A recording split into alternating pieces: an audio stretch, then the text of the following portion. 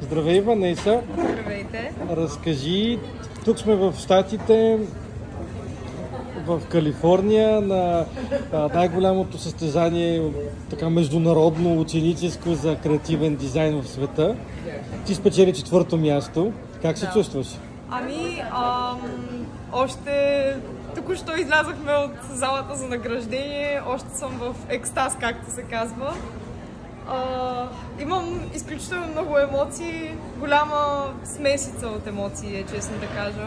Защото хем съм в екстаз, хем знам, че мога повече, но в крайна сметка най-добрите винаги искат повече и повече.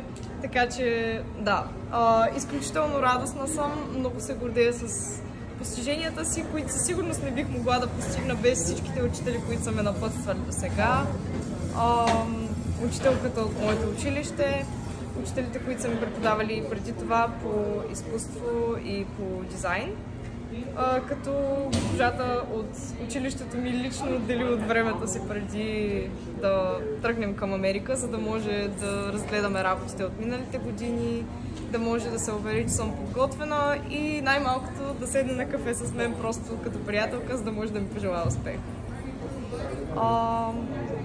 Сега планирам да продължа със същата кариерна ориентация и това със сигурност е голяма мотивация.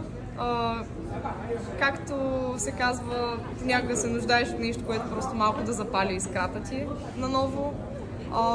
Не мисля, че някога съм губила тази искра, но това със сигурност я запалва малко повече. Супер, благодаря ти. Yes.